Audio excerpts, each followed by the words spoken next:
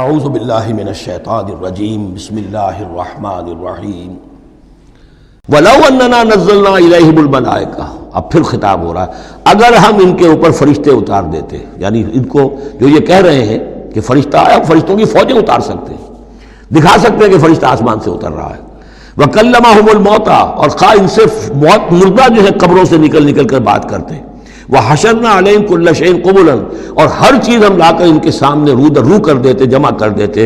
مَا كَانُوا لِيُؤْمِنُوا إِلَّا أَن يَشَاءَ اللَّهُ، تب بھی یہ نہیں ہے ایمان لانے والے الا یہ کہ اللہ چاہے. تو اللہ چاہے اور کسی کے اندر اس کی اگر طلب ہے تو اللہ تعالیٰ ان معجزوں کے بغیر بھی لوگوں کی آنکھیں کھول رہا ہے.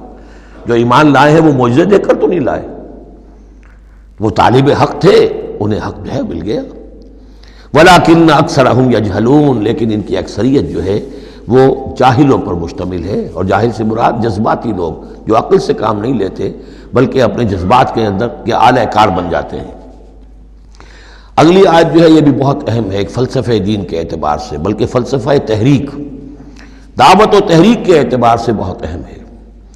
وَكَذَلِكَ جَعَلْنَا لِكُلِّ نَبِيٍّ عَدُوًّا شَيَاطِينَ الْإِنسِ وَالْجِنِّ، اور اسی طرح ہم نے ہر نبی کے دشمن بنا دیے انسانوں اور جنوں میں سے شیطان، ہم نے بنا دیے. سوچئے، غور کیجئے، نبی کے لیے تو مدد چاہیے تھی، کیوں شیطان اٹھا دیا اللہ نے ان کے خلاف؟ اس کا فلسفہ بیان ہو رہا ہے. اگر کشاکش حق و باطل نہ ہو تو تمیز کیسے ہوگی کون واقعی حق پرست ہے اور کون ایسا ہی، کون واقعی محبت کرتا ہے اللہ سے اور کون دودھ پینے والا مجنوں ہے، وہ نام کا ہی صرف محبت کر رہا اور ایمان کیسے پتہ چلتا؟ یہ تو آزمائش کے لیے ہے دنیا بنائی گئی ہے. اگر شر کا وجود ہی نہ ہو، خیر ہی خیر ہو، تو آزمائش کہاں ہوگی؟ لہذا تو ہم کرتے ہیں خود. تندی باد مخالف سے نہ گھبرا ہے عقاب، یہ تو چلتی ہے تجھے اونچا اڑانے کے لیے. یہ تو تمہارے لیے چیلنج ہے، اہل ایمان کے لیے چیلنج ہے. ان کے مرتبے اونچے ہوتے ہیں.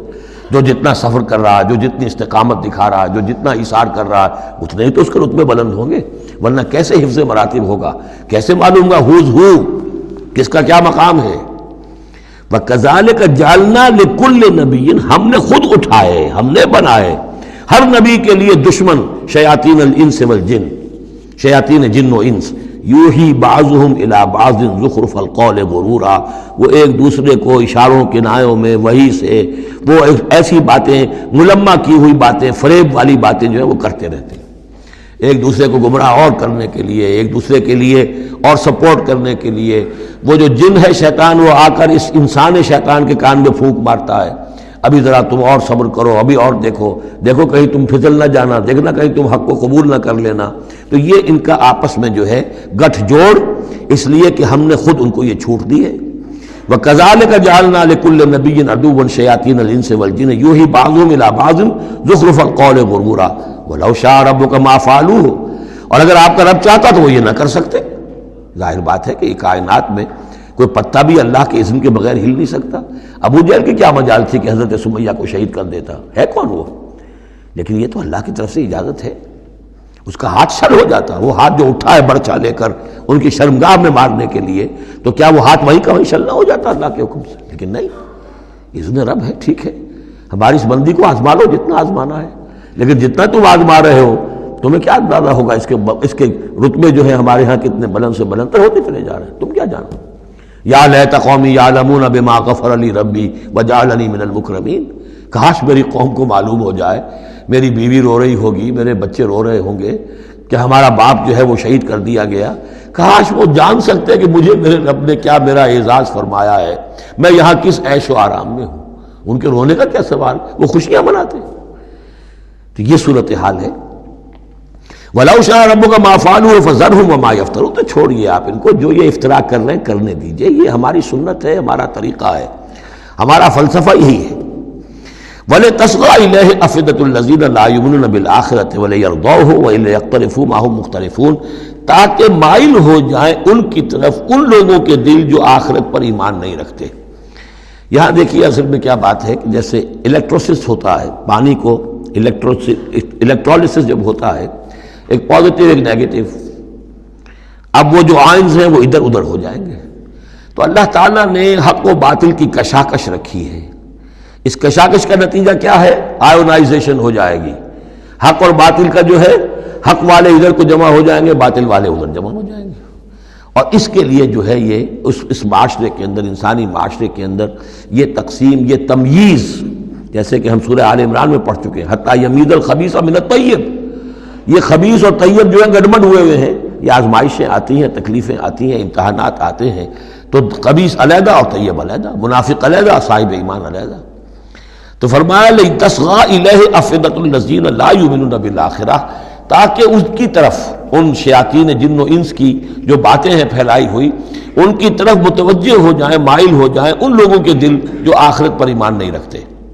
وَلِيَرْضَوْهُ، اور تاکہ وہ اس کو پسند بھی کریں، اور پھر وہ جو بھی اپنے برے اعمال کا جو انبار جمع کرنا چاہتے ہیں جمع کر لیں. وَلِيَقْتَرِفُوا مَا هُمْ مُقْتَرِفُونَ أَفَغَيْرَ اللَّهِ أَبْتَغِي حَكَمًا. پھر وہی سوال، اسی طرح میں نے کہا تھا سرچنگ کویسچن، کیا تم چاہتے ہو میں اللہ کے سوا کسی کو حکم بناؤں اپنا؟ اب پس منظر میں وہ ہے کہ اللہ کو مانتے تھے، تم کیا چاہتے ہو؟ جسے تم مانتے ہو میں نے تو اس کو اپنا رب بنایا ہے بس، باقی جو تم نے گھر لیے ہیں اس کے لیے کوئی سند ہو تو پیش کر لو. تو میں کسی اور کو ماننے کو تیار نہیں. ایک جگہ آیا ہے قُلْ إِنْ كَانَ لِلرَّحْمَٰنِ وَلَدٌ فَأَنَا أَوَّلُ الْعَابِدِينَ. اگر اللہ کا کوئی بیٹا ہوتا سب سے پہلے میں پوچھتا اس کو. جب میں اللہ کو پوچھتا ہوں، اس کی پرستش کرتا ہوں، تو اللہ کے بیٹا ہوتا تو میں کیوں نہ پوچھتا اس کو؟ نہیں اللہ کا بیٹا. یہ ہے در حقیقت قرآن مجید کا انداز سمجھانے کا، بڑا فطری. اس میں منطق کم اور جذبات سے اپیل ہے، درون بینی، انٹراسپیکشن کی طرف دعوت ہے. اپنے دل میں جھانکو، ذرا غور کرو، اپنے گریبان میں منہ ڈالو، سوچو، غور کرو، تمہیں خود یہ حقیقتیں جو ہے نظر آ جائیں گی. افغیر اللہ ابتغی حکما، تو کیا میں اللہ کے سوا کسی اور کو اپنا منصف اور حکم بنا لوں؟ وَهُوَ الَّذِي أَنزَلَ إِلَيْكُمُ الْكِتَابَ مُفَصَّلًا، جبکہ وہ ہے کہ جس نے تمہاری طرف ایک بڑی مفصل کتاب نازل کر دی ہے. کتنی واضح کتاب نازل کر دی ہے. وَالَّذِينَ آتَيْنَاهُمُ الْكِتَابَ يَعْلَمُونَ أَنَّهُ مُنَزَّلٌ مِّن رَّبِّكَ، اور جنہیں ہم نے کتاب دی تھی پہلے وہ جانتے ہیں، دلوں میں جانتے ہیں، زبان سے مانے یا نہ مانے، کہ یہ منزل ہے، یہ نازل کی گئی ہے من ربک، آپ کے رب کی طرف سے اے نبی، بالحق، حق کے ساتھ. فلا تکونن من الممترین، تو ہرگز نہ ہو جانا شک کرنے والوں میں. وتمت کلمۃ ربک صدقا وعدلا، اور آپ کے رب کی بات تو سچائی اور عدل پر مبنی ہونے کے اعتبار سے درجہ تمام و کمال کو پہنچ چکی ہے.